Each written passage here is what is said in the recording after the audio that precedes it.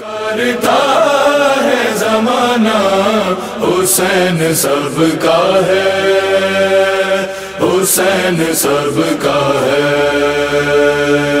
کرتا ہے زمانہ حسین سب کا ہے۔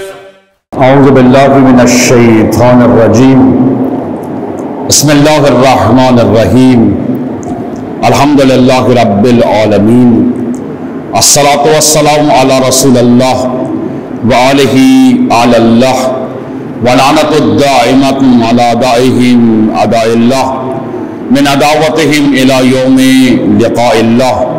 قال تبارک و تعالی فی قرآن المجید وقولہ الحق، بسم اللہ الرحمن الرحیم، یا ایھا الذین آمنوا اتقوا اللہ قولوا قولا سدیدا لیصلح لکم اعمالکم ویغفر لکم ذنوبکم۔ ایک صلوات پڑھیں محمد وآل محمد۔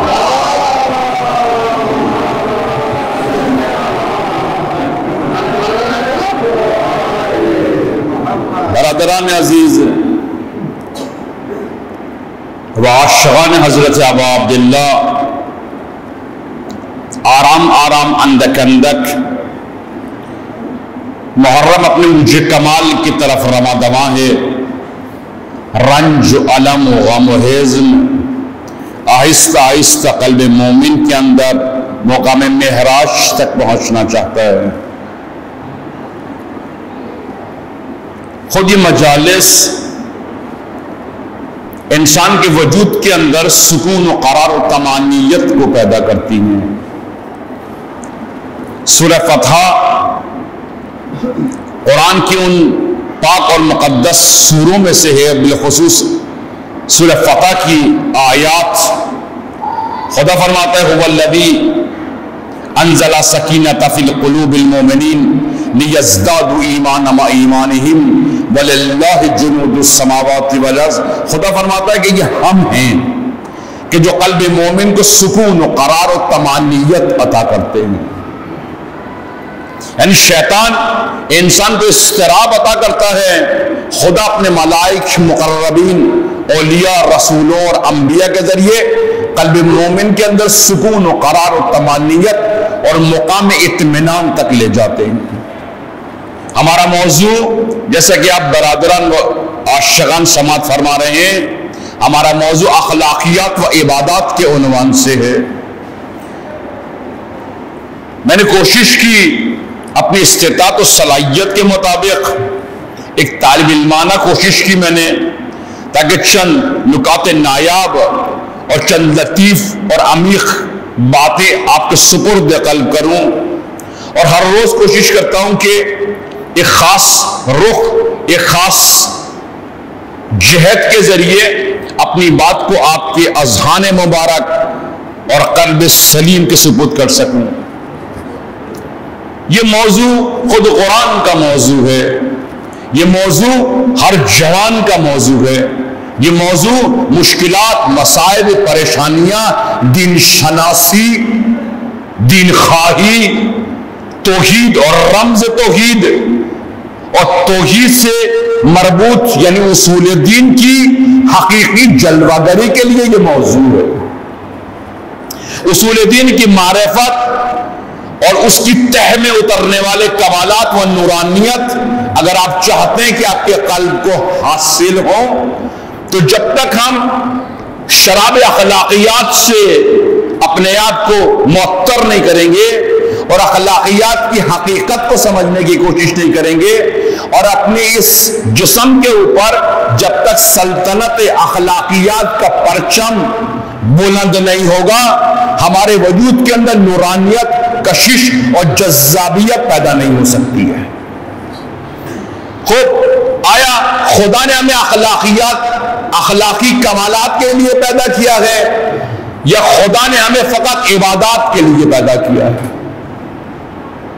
جو لوگ ان سے قرآن رکھتے ہیں، یہ ممکن نہیں ہے کہ ایک شخص کتاب سے محبت کرے اور صاحب کتاب سے نفرت کرے، ممکن نہیں ہے۔ قرآن ہر آدمی کے لیے فائدے مند نہیں ہے، قرآن ہر شخص کے لیے ذریعہ نجات نہیں ہے، قرآن ہر شخص کے لیے باعث کمال اور باعث محبت الہی نہیں ہے.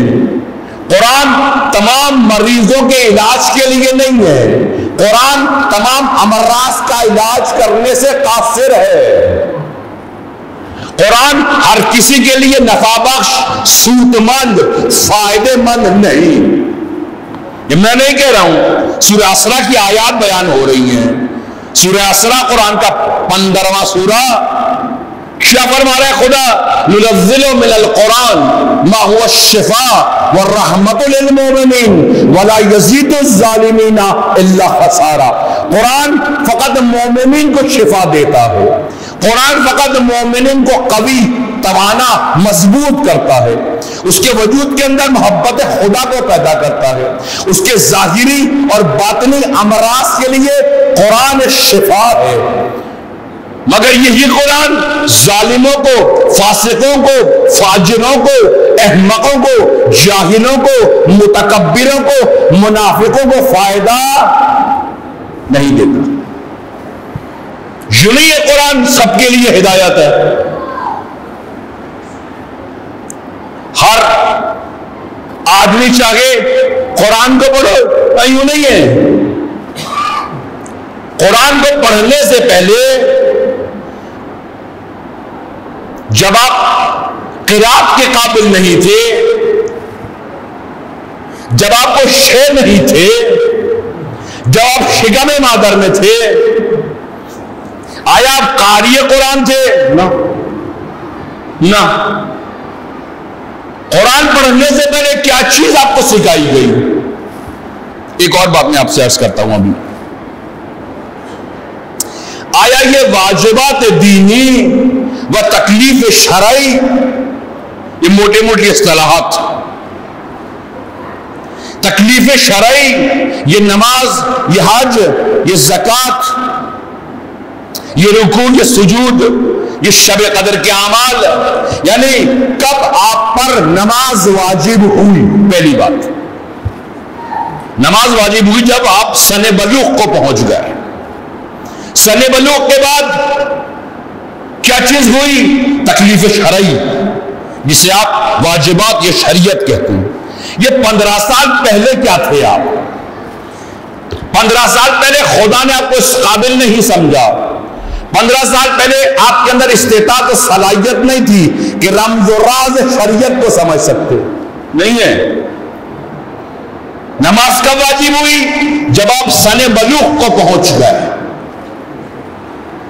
یہ 15 سال جو آپ نے گزارے ہیں، ان 15 سالوں میں آپ نے کیا کیا ہے؟ میں کئی جگہ کہہ چکا ہوں یہ بات. آپ پر نماز 15 سال کے بعد واجب ہوئی. ایک خاتون شرف مند، ایک خاتون پاکباز پہ نماز 9 سال میں واجب ہوتی ہے شرعی تقاضوں کے مطابق. خوب، یہ 15 سال آپ نے کیا کیا؟ 15 سال. سوال یہ ہے، سوال یہ نہیں ہے کہ بالغ ہونے کے بعد کون سا دین سمجھ میں آیا. سوال یہ کہ پیدا ہونے کے بعد کون سا دین اختیار کیا. 15 سال پہلے کیا کر رہے تھے؟ میں بارہا کہہ چکا ہوں، خدا نے آپ کو صحن شریعت میں ورود سے پہلے، دخول سے پہلے، کہ خدا کے ملائک مقربین اور رسالہ علمیہ آپ کا استقبال کرے، اس سے پہلے خدا نے کیا کیا؟ آپ کو عزاداری کی نعمت سے سرفراز کیا. 15 سال پہلے بچے کیا کرتے ہیں؟ جب نماز واجب نہیں ہوتی، رکوع، سجود، قنوت، قیام، دعا، مناجات واجب نہیں ہوتی، کیا کہتے ہیں؟ یہ عزاداری کرتے ہیں. ہمارے بچے، شیعہ بچے عزاداری کرتے ہیں. عزاداری پہلا سبق ہے، عزاداری پہلی کلاس ہے. عزاداری یعنی ادبیات، عزاداری یعنی اخلاقیات، عزاداری یعنی شرف، کمال، احساس ذمہ داری، نظام. اور ابھی کتاب نہیں پڑھی، صاحب کتاب سے محبت پیدا کرنے کے لیے عزاداری کی ضرورت ہے. 15 سال پہلے کیا کرتا ہے شیعہ جوان؟ عزاداری کے ذائقے کو چکھتا ہے، عزاداری سے محبت و مودت پیدا کرتا ہے. فرش کے اصول، قوانین اور فرش اعضا کی حرمت اور فرش اعضا کی محبت و مودت اس کے وجود کے اندر پیوستہ ہو جاتی ہے. یہ کیوں؟ یہ 15 سال پہلے نماز سے پہلے یہ اخلاقی کمالات کیوں ہے؟ کیوں؟ عبادت سے پہلے یہ دسترخوان عزاداری کیوں ہے؟ تاکہ ایک انسان فرش اعضا پر آئے، تہذیب و تمدن کا دامن تھامے، اخلاقیات کے جام محبت سے سیراب ہو، اس کے اندر اٹھنے اور بیٹھنے، اخلاقیات و ادبیات کی تہذیب اس کے پاس موجود ہو، وہ مطالب کو سننے کے لیے آمادہ ہو جائے، وہ اس کا بدن ظاہری و قلب باطنی اس لذت سے آشنا ہو جائے.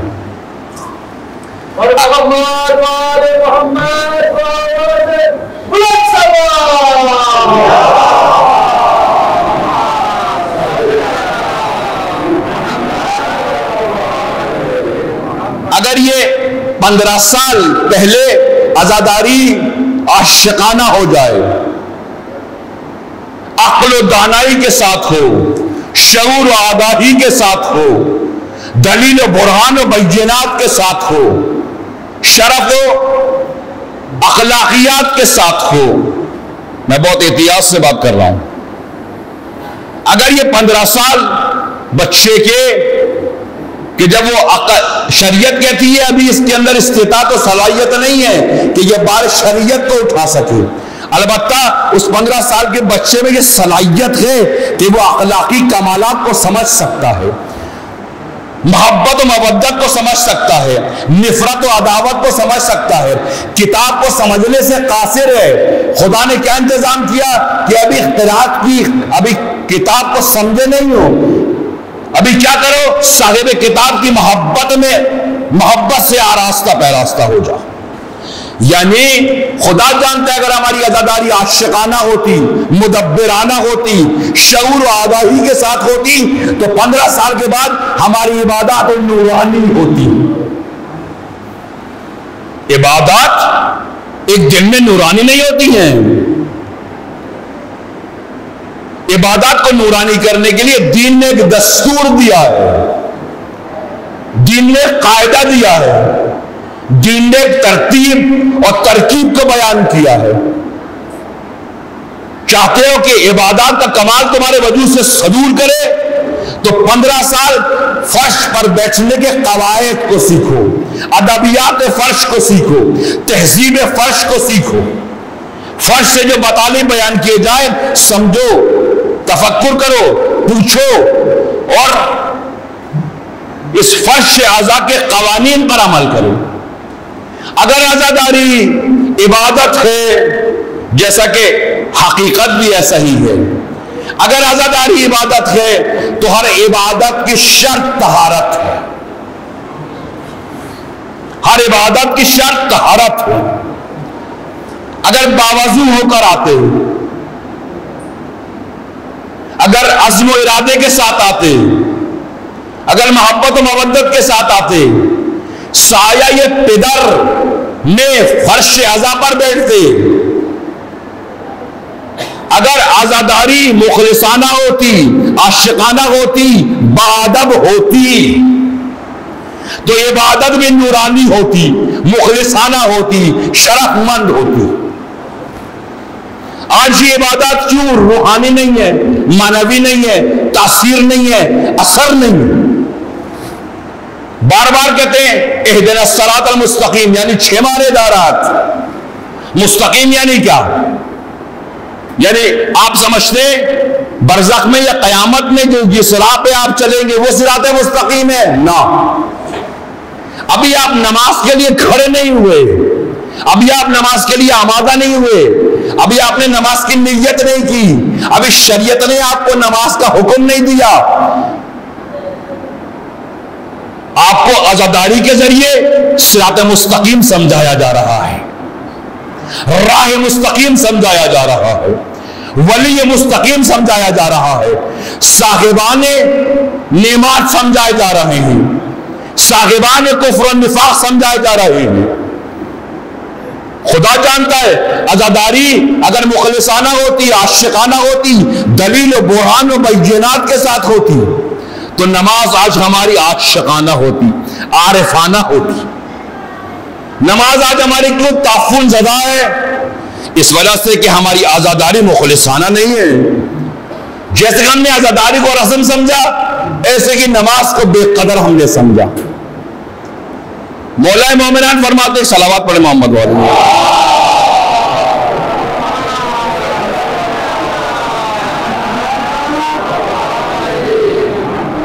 مولا مومنان حضرت امیر علیہ السلام تحیت والسلام فرماتے ہیں، لا شرف مسوء ادب،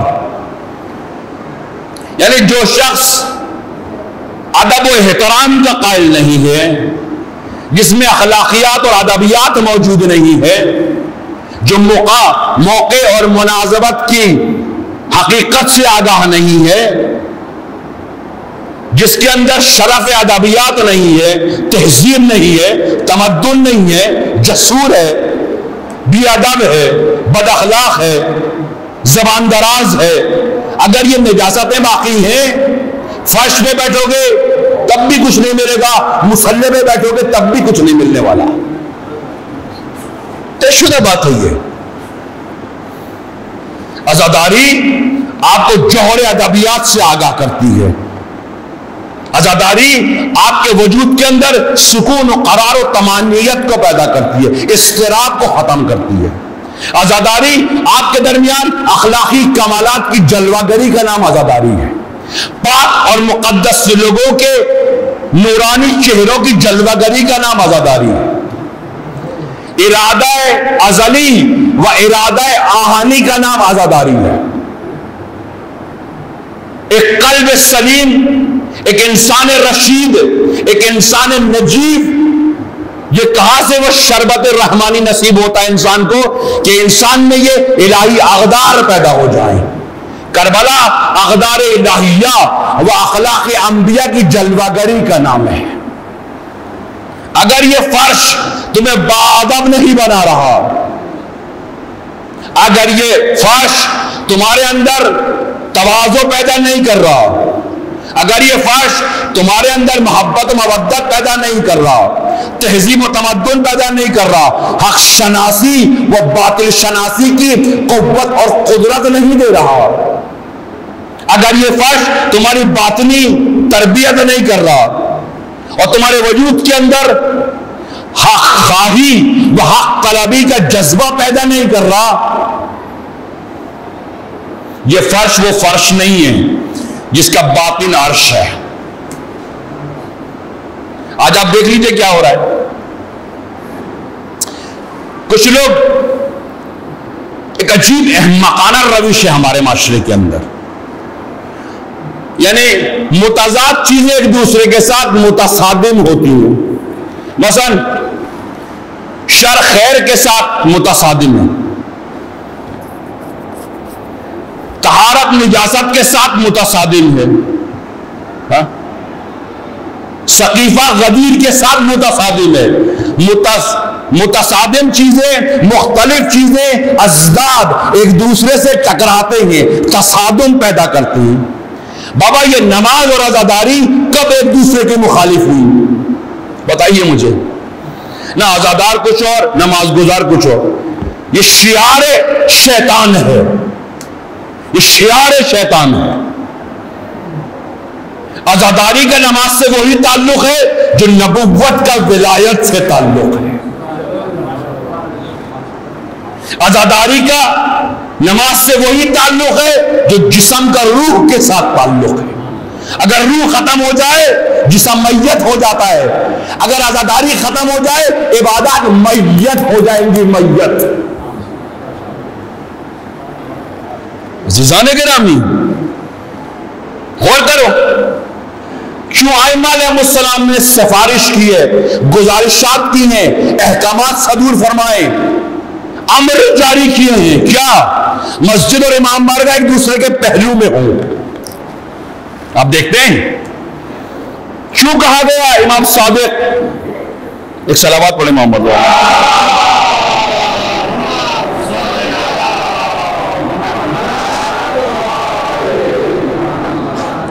حضرت امام نے کیوں سفارشات کی ہیں کہ مسجد اور امام بارگاہ ایک دوسرے کے پہلو میں ہو. کیوں؟ اس وجہ سے کہ یہ عمارت اچھی لگتی ہے؟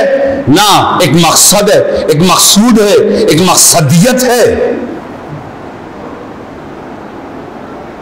فرمایا کہ مسجد، توجہ خاص چاہتا ہوں بالخصوص آپ پاک اور مقدس جوانوں کی، مسجد جائے عبودیت ہے، بندگی پیدا کرتی ہے. عبودیت آرام آرام انسان کو ربوبیت تک پہنچا دیتی ہے. مسجد جائے عبودیت ہے، امام بارگاہ فخر عبودیت ہے.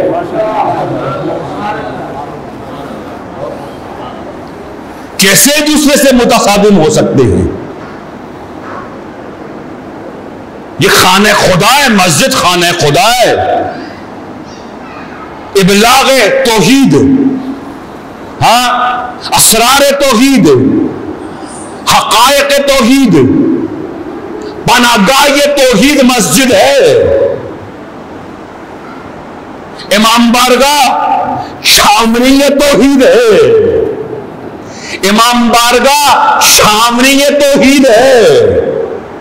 خدا نے اپنے گھر کو اپنی چھاونی کے نزدیک قرار دیا ہے کہ جب بھی خانہ خدا پر حملہ ہو، لوگ حقائق کے مد مقابل آئیں، توحید کے مد مقابل آئیں، اصول دین کے مد مقابل آئیں. اولیاء خدا و خالصان الہی و مسجد کے پاک اور مقدس پیغام کے مد مقابل جب بھی کوئی قوت اٹھے، اللہ کی فوج امام بارگاہ میں مقیم ہو. امام بارگاہ چھاونی توحید ہے.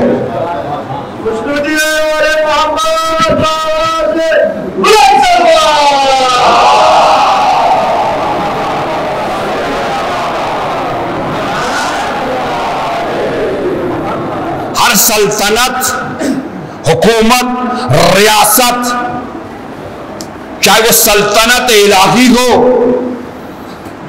یا سلطنت شیطانی ہو، ہر سلطنت کا ایک پایہ تخت ہوتا ہے، ایک ام القرا ہوتا ہے. مسجد سلطنت خدا کا ام القرا ہے. اور ہر سلطنت، کچھ دشمن ہوتے ہیں اس کے، سلطنت الہیہ کے بھی دشمن ہیں اور سلطنت شیطان کے بھی دشمن ہیں. لہذا دشمنوں سے دفاع کے لیے اہل بیت نے کہا کہ مسجد یعنی توحید کے دفاع کے لیے امام بارگاہ کی عظمت اور قدر و قیمت کو سمجھو. امام بارگاہ چھاونی توحید ہے، محافظ توحید ہے. اگر امام بارگاہ نہ رہے تو مسجد کی حرمت ختم ہو جائے گی، اور اگر مسجد نہ رہے تو نور امام بارگاہ خاموش ہو جائے گا. عزیزان، کیسے ممکن ہے یہ؟ مسجد نماز کے مد مقابل، نماز اداداری کے مد مقابل، نہ متضاد چیزیں ایک دوسرے کے ساتھ حالت تصادم میں ہوتی ہیں. ایسا نہیں ہے کہ نبوت و ولایت ایک دوسرے کے مد مقابل ہے، نہ یوں نہیں ہے. اسی سورہ فتح کے اندر خدا نے فرمایا، ایک صلوات پڑھے محمد و آل محمد.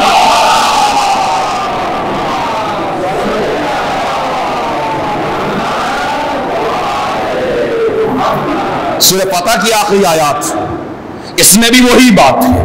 پہلے اخلاقیات ہے، پہلے ادبیات ہیں، اس کے بعد عبادات ہیں. خدا کیا فرماتا ہے؟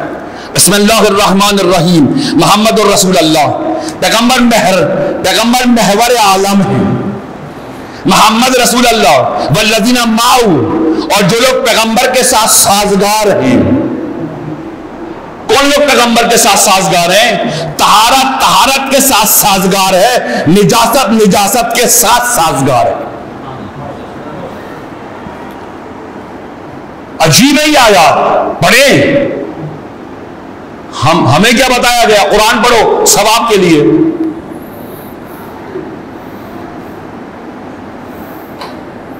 قرآن ثواب کے لیے نازل نہیں ہوا، قرآن ہدایت کے لیے نازل ہوا ہے. قرآن ہدایت کے لیے نازل ہوا ہے. یہ دین ہدایت ہے. ائمہ ائمۃ الہدیٰ ہیں، پیغمبر امام ہادی ہیں. حدیث قصہ کو آپ نے پڑھا، صدیوں سے پڑھ رہے ہیں حدیث قصہ، معذرت چاہتا ہوں، ہر محفل حدیث قصہ کے نور سے منور ہے، مگر حدیث قصہ کا نور ہمارے گھروں میں متوجہ نہیں ہوتا ہے۔ کیوں؟ ہم نے حدیث قصہ کو تربیت کے لیے، تہذیب کے لیے، تمدن کے لیے نہیں پڑھا، ارتقاء اور کمال کے لیے نہیں پڑھا، معراج تک جانے کے لیے حدیث قصہ کو نہیں پڑھا، ہم نے حدیث قصہ کو ثواب کی خاطر پڑھا۔ ثواب کی خاطر پڑھا تو کیا ہوا؟ ہمارا شکم شیرین تو ہو گیا، لیکن ہمارے قلب کا ذائقہ تلخ رہا۔ حدیث قصہ پڑھ رہے ہو، خواتین و مرد، بچے یہ جوان ہمیں حدیث قصہ سن رہے ہیں، صلوات بھی پڑھ رہے ہیں۔ کیوں ہمارے گھر عصمت فاطمہ کے نور سے متلجی نہیں ہے؟ حدیث قصہ پڑھنے کے باوجود بھی ایک عورت بد اخلاق ہے، ایک شوہر بد اخلاق ہے، بھائیوں کے درمیان اختلاف، انتشار، دشمنیاں، عداوتیں، کدورتیں ہیں۔ حدیث قصہ کو پڑھ کے دیکھو، بھائی کو بھائی سے خوشبو محسوس ہوتی ہے،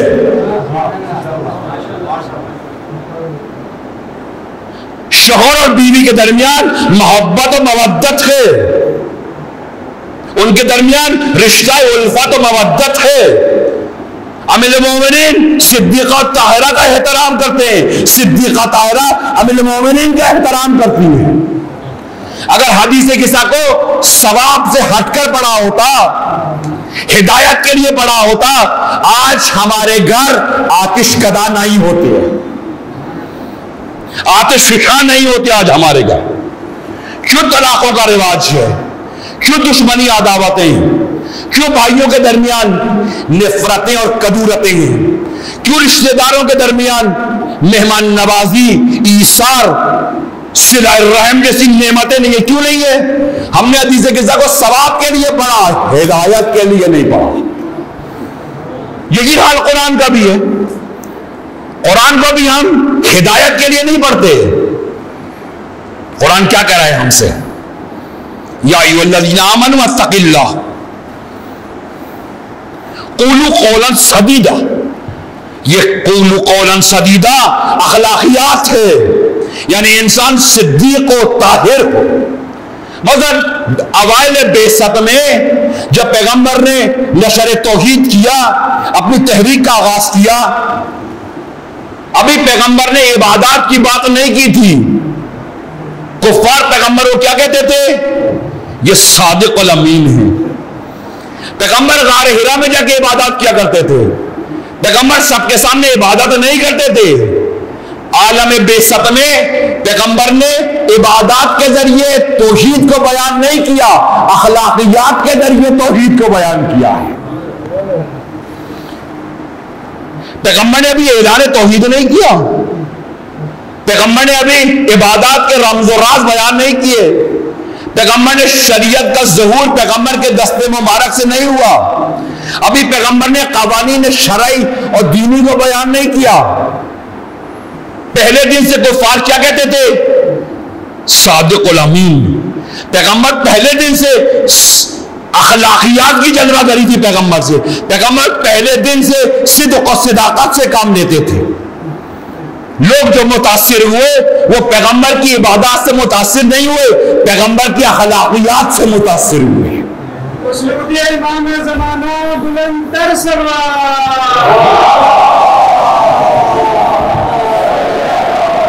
پیغمبر نے فرمایا قولوا قولا سدیدا۔ قرآن کا یہ اصول ہے، یہ دستور ہے۔ جب یہ آیت پڑھو قولوا قولا سدیدا، کیا مطلب ہے؟ صادقانہ اپنی زبان کو صدق و صداقت کے ذائقے سے آشنا کرو۔ جھوٹ و کذب انسان کے وزن کو کم کر دیتا ہے، اس کی شخصیت کو آلودہ کر دیتا ہے، بے اثر ہو جاتی ہے، بے وزن ہو جاتی ہے شخصیت۔ اگر کوئی انسان کاذب مشہور ہو جائے، جھوٹا مشہور ہو جائے، خدا کی قسم وہ سچ بھی بولے گا، قرآن بھی پڑھے گا، آیات بھی بیان کرے گا، اقوال معصومین بھی بیان کرے گا، لوگ اس کی بات کو نہیں سمجھیں گے۔ کیوں؟ پہلے دن سے وہ جھوٹا مشہور ہے، پہلے دن سے کاذب مشہور ہے۔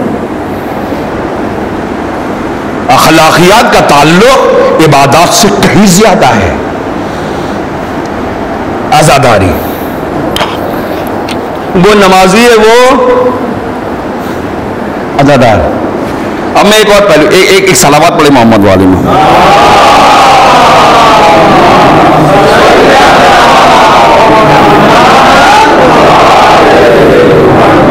یہ کون سے خفیہ ہاتھ ہیں، یہ کون سے خفیہ اذہان ہیں، یہ کون سے اہداف شیطانی و ابلیسی ہیں؟ ان کا کام کیا ہے؟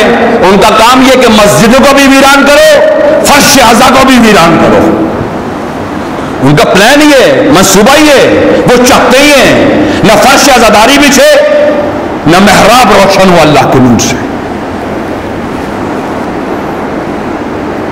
یہ ہمارے عزادار سادہ شریف،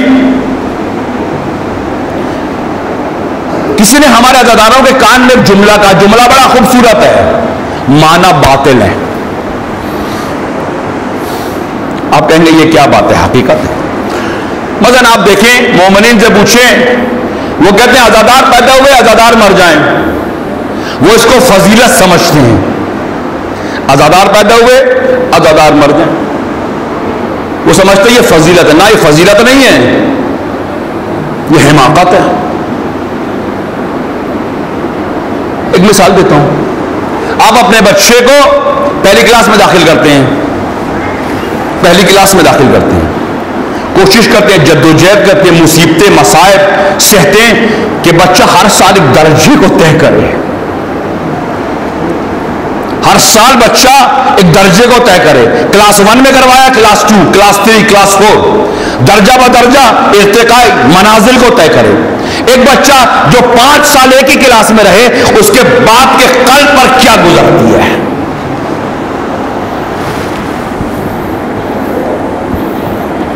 عزادار پیدا ہوئے عزادار مر جائے، جمود ہے، حماقت ہے. ہونا کیا چاہیے تھا؟ عزادار پیدا ہوتے عزادار نہ مرتے. عزادار پیدا ہوئے تھے پیروکار ہو کے مرتے، جانثار ہو کے مرتے، عاشق حسین ہو کے مرتے. ایک ہے عزادار پیدا عزادار مر گئے. ایک بچہ چھوٹا پیدا ہوتا ہے بڑا ہو کے مرتا ہے، جاہل پیدا ہوتا ہے عالم ہو کے مرتا ہے، ضعیف پیدا ہوتا ہے قوی ہو کے مرتا ہے. یہ تمہارے کان میں کس نے سرگوشی کی؟ کس نے نجوا کیا تمہارے کان میں؟ عزادار پیدا ہوئے عزادار مر گئے. ہر سال صاحب الزمان تشریف لاتے ہیں، دیکھتے ہیں جہاں چھوڑا تھا وہیں ہے. ہر سال صاحب الزمان اپنی اس امت داغدار کا مشاہدہ کرتے ہیں، جہاں چھوڑا تھا وہیں ہے. کل بھی یہی چھوڑا تھا. پچھلے سال صاحب الزمان نے جب آپ کے چہروں پہ نگاہ ڈالی ہوگی، علم کم، عقل کم، دانائی کم، شرف کم، اخلاقیات کم، عبادات کم. آج بھی وہی کھڑے، اسی کلاس میں کھڑے ہیں. یہ جمود ہے، خدا جانتا ہے یہ جمود ہے. وہ دریا جو جاری رہتا ہے اس کا پانی پاک ہوتا ہے، وہ جوہر جو جم جائے اس کا پانی میں نلیز ہو جایا کرتا ہے. کیوں؟ وہ جمود کا شکار ہو جاتا ہے. میں کئی دفعہ کہہ چکا ہوں. سنا آپ نے بانج؟ ایک لفظ سنا ہے بانج؟ مجھے نہیں معلوم آپ اس لفظ سے واقف ہیں یا نہیں. ایک صلوات پڑھے محمد والی محمد.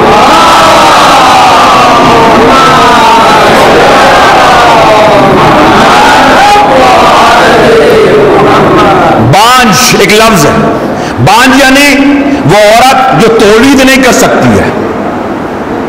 فقط عورت بانج نہیں ہوتی، کبھی کبھی ملتیں بانج ہو جایا کرتی ہیں، کبھی کبھی علماء بانج ہو جایا کرتے ہیں، کبھی کبھی شہرا بانج ہو جایا کرتے ہیں، کبھی کبھی ممبر بانج ہو جایا کرتا ہے، کبھی کبھی محراب بانج ہو جایا کرتی ہے. بانج پن ایک بیماری ہے. بیماری سب کو لگ سکتی ہے، سب کو احتیاط کرنی چاہیے. بانجھ ایک بیماری ہے، ہو سکتا ہے ایک مرض بانجھ ہو، شعور کو تولید نہ کر سکے، علم و حکمت کو تولید نہ کر سکے، اخلاقی کمالات اس کے وجود سے صدور نہ ہو سکے. کیوں؟ اس وجہ سے کہ وہ بانجھ ہے. کبھی کبھی عقول بانجھ ہو جاتی ہیں، ہم حق اور حقیقت کو سمجھنے سے عاجز ہو جاتے ہیں. کبھی کبھی ہماری روح بانجھ ہو جاتی ہے، کبھی کبھی ہمارا عقل و دانائی، ہماری عبادات بانجھ ہو جاتی ہیں. ڈرتا ہوں اس وقت سے جب عزاداری بانجھ ہو جائے. یہ بانجھ پن فقط عورتوں کی بیماری نہیں ہے، یہ امراض نسیان نہیں ہے، نسان نہیں ہے. یعنی فقط عورتوں کی بیماری نہیں ہے، نہیں، امتیں ایسی ہیں. کوفہ تھا، کوفہ ایک شہر ہے، کوفہ بانجھ ہو گیا تھا. علماء بانجھ ہو گئے تھے، فقہاء بانجھ ہو گئے تھے، امت بانجھ ہو گئی تھی، تحقیق و تشخیص ختم ہو چکی تھی، نہ نور کو پہچانتی تھی، نہ ظلمت سے آراز کرتی تھی. اہل کوفہ کا جرم کیا ہے؟ اہل کوفہ کا جرم کیا ہے؟ نماز نہیں پڑھی، روزے نہیں رکھے، حج نہیں کیا، کیا قصور ہے؟ اہل کوفہ کا کیا قصور ہے؟ ان کے جرائم کون سے ہیں؟ ہم کاؤنٹ نہیں کرتے ہیں. بے وفائی جرم ہے، عہد شکنی جرم ہے، سستی کاہلی کسالت جرم ہے، وعدہ خلافی جرم ہے. کبھی آپ نے ان جرائم کی لسٹ بنائی ہے؟ قرآن کیا کہہ رہا ہے؟ وعدہ المسئولہ، ہم تم سے پوچھیں گے. کوفہ مقدس شہر ہے، بانجھ ہے. کیوں؟ فکر بانجھ ہے، مساجد بانجھ ہے، فرش بانجھ ہے، علماء، ملت، جوان، پورا شہر بانجھ ہے. کوفہ ایک شہر کا نام نہیں ہے، کوفہ ایک فکر کا نام ہے. ضروری نہیں ہے کہ کوفے کے رہنے والے کوفی ہوں، نہ، ممکن ہے کوفے میں نہ رہتے ہو مگر عہد شکن ہو، بی بصیرت ہو، امام شناس نہ ہو، باطل شناس نہ ہو، حقائق و لطائف کو سمجھنے سے محروم ہو، فکر بانجھ ہو، افکار بانجھ ہو، روح بانجھ ہو. اہل کوفہ کا قصور کیا ہے؟ کیا کیا اہل کوفہ نے؟ یہ کیا. ہم ان جرائم کو جرائم مانتے ہی نہیں ہیں. ہم کہتے نہیں، بے وفائی کوئی گناہ نہیں ہے، عہد شکنی گناہ نہیں ہے، مہمانوں کی تواضع کرنا گناہ نہیں ہے، ہم نہیں کریں. ہم کہتے کہ مہمان کو آپ نے بلایا، تعظیم نہیں کی، گناہ ہے. عہد کیا، پورا نہیں کیا، عہد شکنی کی، عدم معرفت رکھی، آپ کہتے ہیں نہیں، گناہ نہیں ہے. یہ اہل کوفہ کا قصور کیا تھا؟ فکر بانجھ تھی، قلب بانجھ تھا، وعدہ شکن تھے، عہد شکن تھے، بے وفائی ان کے وجود میں کوٹ کوٹ کے بھری ہوئی تھی. دنیا طلب تھے، ریاست طلب تھے، خوف ان کے وجود میں سرات کر چکا تھا. بزدلی نجاست ہے، اس نجاست سے اپنے آپ کو پاک کریں. 100 دفعہ پڑھیں، انما یرید اللہ لیذھب عنکم الرجس اہل البیت یطہرکم تطہیرا. 100 دفعہ پڑھیں جائے.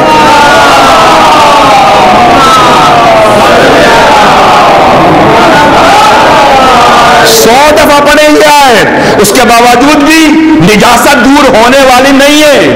جب تک بزدلی کی نجاست آپ کے اندر موجود ہے، بے وفائی کے جراثیم موجود ہے، شعور سے دشمنی موجود ہے، امام شناس نہیں ہے، حق شناس نہیں ہے، شیطان شناس نہیں ہے، رحمان شناس نہیں ہے، 1000 مرتبہ قرآن پڑھے، کچھ ہونے والا نہیں ہے.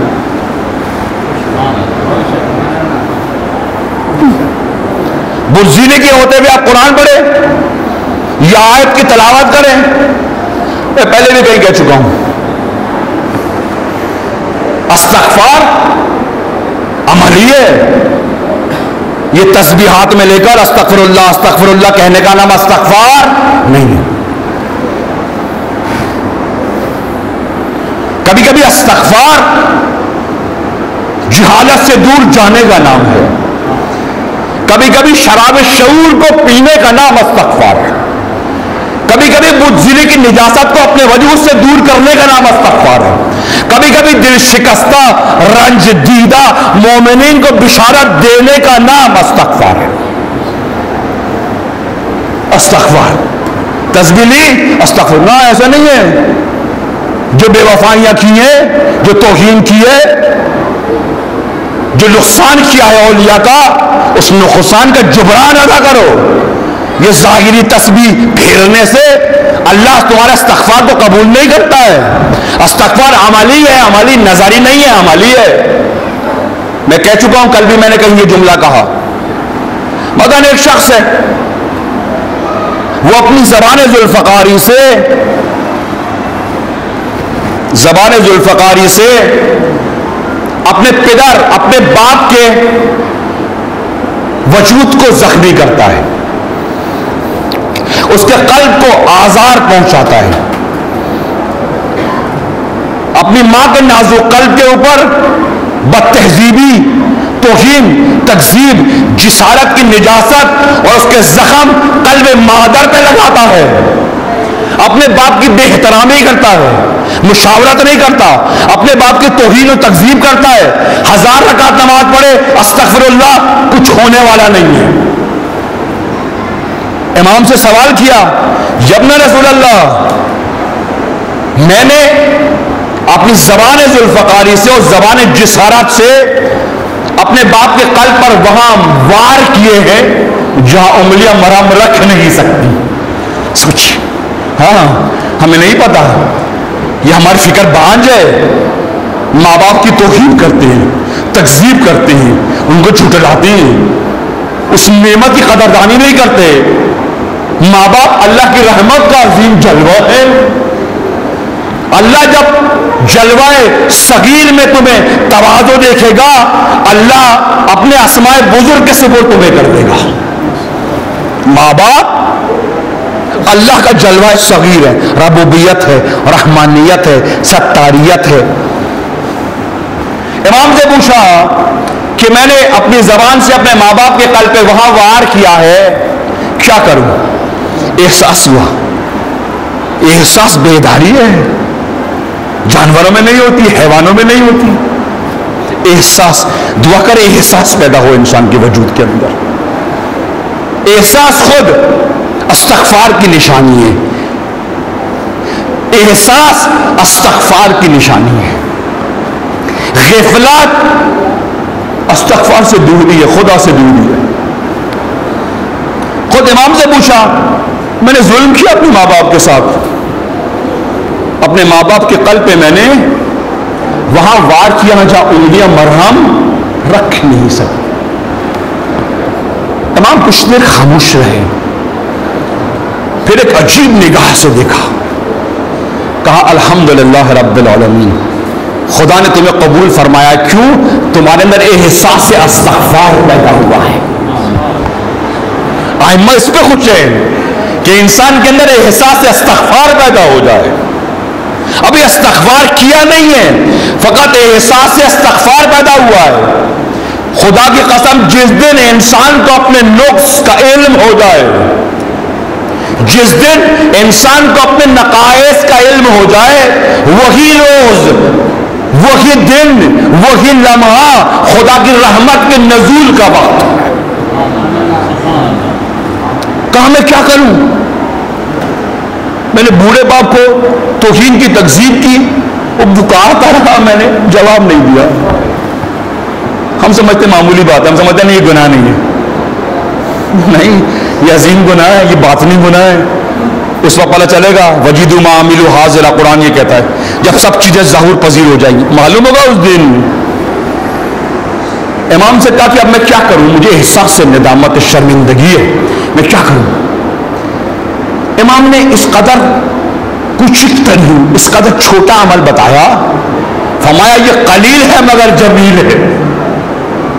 کیا کرو؟ جاؤ اپنے باپ کے ہاتھ پر بوسہ کرو. بوسہ، یہ بوسے کی گرمی، احساس ندامت، بوسے کی گرمی وہاں مرہم رکھے گی جہاں انگلیاں مرہم رکھ نہیں سکتی. روایات میں کہ اگر بھائی بھائی کو بوسہ کرے کینہ ختم ہو جاتا ہے، بھائی بھائی کو بوسہ کرے کینہ ختم ہو جاتا ہے، باپ بیٹے کو بوسہ کرے علم حکمت حاصل ہوتا ہے، باپ بیٹی کے ہاتھ پر بوسہ کرے بیٹی میں عصمت و طہارت و عفت کا نور پیدا ہوتا ہے. یہ اسلام اتنا لطیف ہے، اتنا کریم. استغفار یہ ہے. اہل کوفہ نے استغفار کیسے کیا؟ بے حس تھے، معلوم نہیں تھا، احساس استغفار نہیں تھا، احساس استغفار نہیں تھا. جاہل تھے، اوباش تھے، جمود فکر تھے، بانج تھے، اندھے تھے قلبی لحاظ سے، اللہ کے نور کو شناخت نہیں کر سکے، نامہ حضرت حق کو پہچان نہیں سکے، قرآن کے باطن کو سمجھ نہیں سکے، امام مبین کی آواز پہ لبیک نہیں کہہ سکے. کیوں؟ بانج تھے.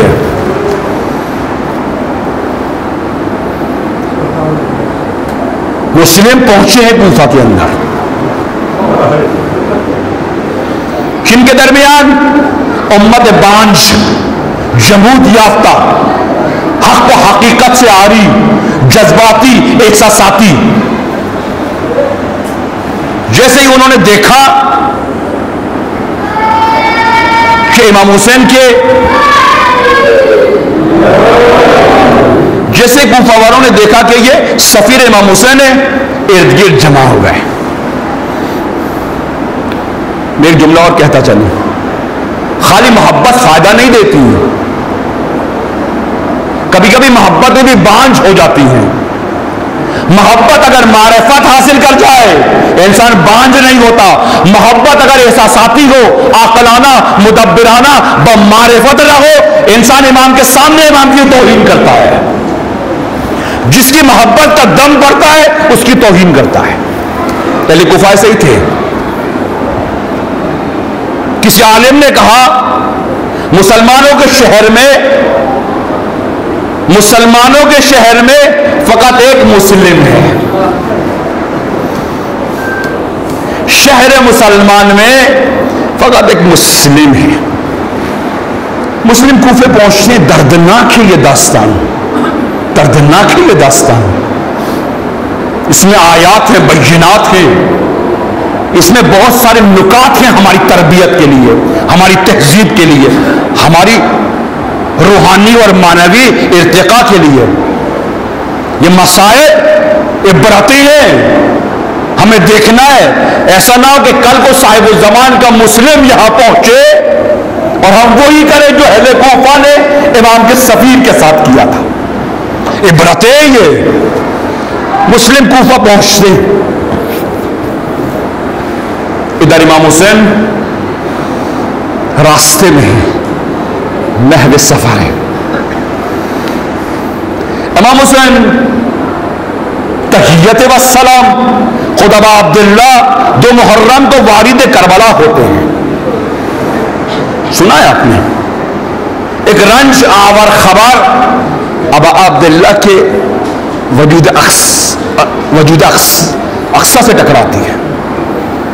ابھی خیمے کو لگایا ہے، ابھی خیام نصب کیے ہیں.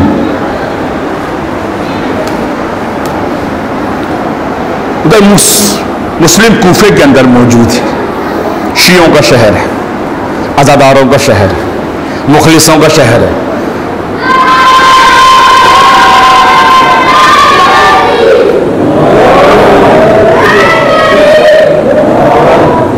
ایک صلوات پڑھیں محمد علیہ.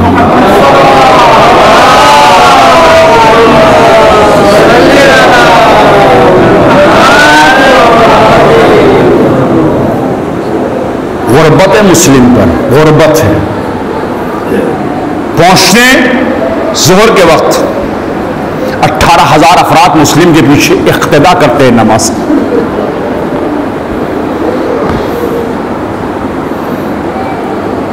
مسلم کوفے میں، مسلم قاتلوں کے درمیان، بے وفاؤں کے درمیان، وعدہ خلافوں کے درمیان 18,000 افراد مسلم کے پیچھے نماز پڑھتے ہیں. آپ حیران ہوں گے سن کے، 18,000 افراد مسلم کے پیچھے نماز پڑھتے ہیں. اس وقت سپاہ یزید کوفے میں فقط 3,000 تھی،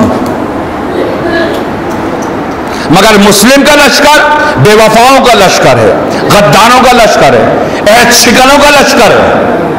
18,000 افراد مسلم کے پیچھے نماز پڑھتی ہیں. عشاء میں کیا موقع آتا ہے؟ ظہر میں 18,000. ابھی کچھ وقت نہیں گزرا، حالات رونما نہیں ہوئے، حادثات نہیں ٹپکے. عشاء میں مسلم پیچھے پلٹ کے دیکھتے ہیں، واہ محمد واہ غربتا. 3,000 افراد، 2,000 نہ کچھ نہیں ہے. کہاں 18,000 افراد چلے گئے؟ مسلم تنہا ترین سردار، تنہا ترین مسلمانوں کے درمیان.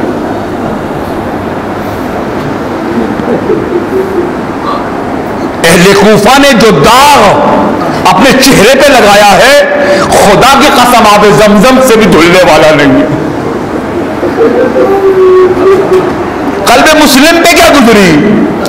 تم نے استقبال کی باتیں کی تھی، تم نے کہا تھا آؤ فصلیں پک گئی. اب مسلم اپنے لیے پریشان نہیں ہے، مسلم اپنے مولا کے لیے پریشان ہے. کیا کروں؟ کیسے خبر کروں؟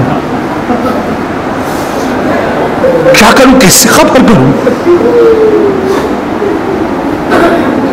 کوفے کے دروازے بند، گلیاں بند، ہر جگہ پہرہ شیطان. مسلم کوفہ عاشقان امام حسین کو پناہ دینے والا نہیں ہے. مسلم کو دق الباب کرتے ہیں. پوچھا کون؟ فرمایا میں مسلم. فرمایا ہم آپ کو نہیں جانتے، برائے مہربانی جائیے. مسلم اپنے لیے پریشان نہیں ہے، اپنے لیے پریشان نہیں ہے. مسلم خوب آمادہ شہادت ہیں، قتل ہونے کے لیے آئے ہیں. اپنے دفاع کا نہیں سوچتے، اپنے مولا کے دفاع کا سوچتے. فرمایا واللہ حسین ہے، ابا الفضل ہے، قاسم و محمد، ایک بھرا لشکر ہے، ایک خاندان رسول اللہ ہے، چھوٹے چھوٹے بچے حسین کے، عصمت و طہارات امام حسین کے ساتھ ہے. ادھر کوفے کا یہ عالم ہے، لوگ سلام کرنا گوارا نہیں کر رہا ہے. خود سوچتے رسول اللہ کی بیٹیوں کا کیا ہوگا، دختران رسول اللہ کا کیا ہوگا. ارے حسین کی ایک چھوٹی بیٹی 3 سال کی ہے، اس کا کیا ہوگا.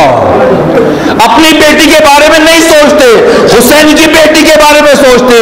اے سکینہ تیرا کیا ہوگا. مسلم ہے کوفے میں. ہوا تاریخ نے دکھایا، مسلم کو لے جایا گیا دارالعمار کے اوپر. سب کو پتا ہے، مسلم سے کہا برات کا اظہار کرو. یہ ہیں وہ مردان عباد الرحمن الذین یمشون علی الارض ہونا واذا خطابهم الجاہلون قالوا سلاما. یہ ہیں وہ عباد الرحمن. کہا گیا مسلم برات کا اظہار کرو حسین سے. فرمایا میرا جسم میرے سر سے برات کا اظہار کرنے کے لیے آمادہ ہے، میں قتل ہونے کے لیے آمادہ ہوں، لیکن راہ امام حسین سے ایک قدم قدم نشینی نہیں کروں گا. کیا وہ مسلم قتل ہو گئے؟ مسلم قتل کہاں؟ شرح سازوں کے درمیان، مہمان نوازوں کے درمیان، جنہوں نے استقبال کی باتیں کی تھی، جنہوں نے راستے کو صاف کرنے کی باتیں کی، انہوں نے یہ راستے میں کانٹے بچھائے. جنہوں نے پشت بانی کی بات کی، انہوں نے پشت سے کھنجر گھونپا. مسلم پریشان ہیں، دارالعمارہ پہ پہنچتے ہیں، بس ایک جملہ کہتے ہیں، بس ایک جملہ کہتے ہیں، کوئی ہے ایسا جو میرا ایک پیغام میرے مولا تک پہنچا دے۔ یہ شریعت اسلام ہے کہ اگر مرنے والا کوئی وصیحت کرے تو تمام مسلمانوں پر واجب ہے کہ اس کی وصیحت کا احترام کریں۔ مسلم نے کہا میری ایک وصیت ہے، کوئی ہے ایسا جو میری وصیحت کو امام تک پہنچا دے؟ مسلم کیا وصیت ہے تمہاری؟ تم کیا کہنا چاہتے ہو؟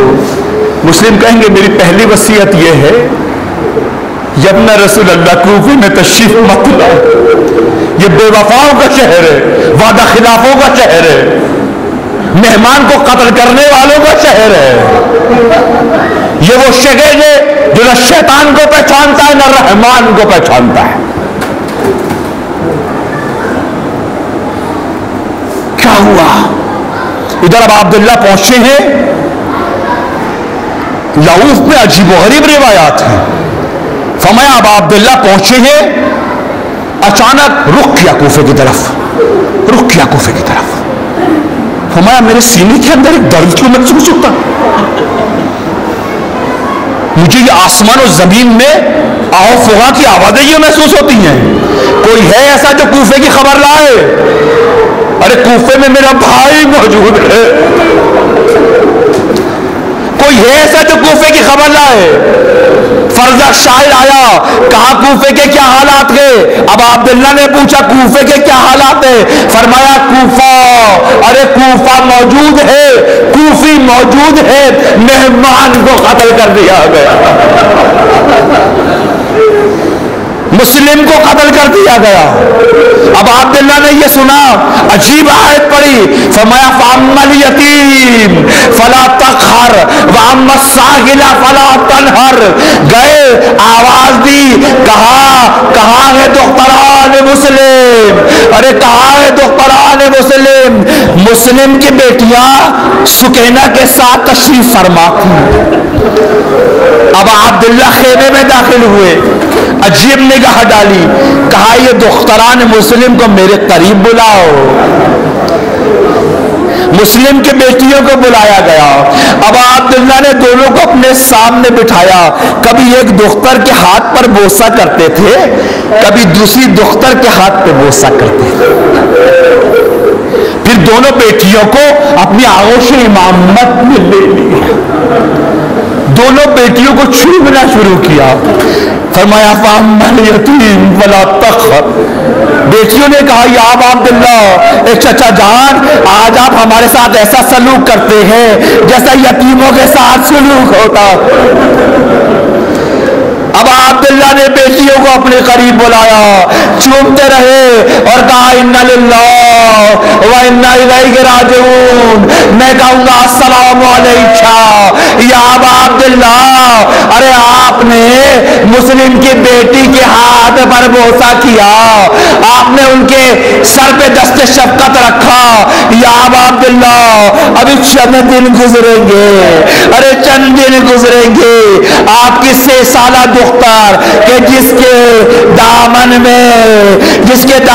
میں آگ لگی ہوئی ہوگی، وہ پوچھ رہی ہوگی یتیم کسے کہتے گے؟ ارے یتیمہ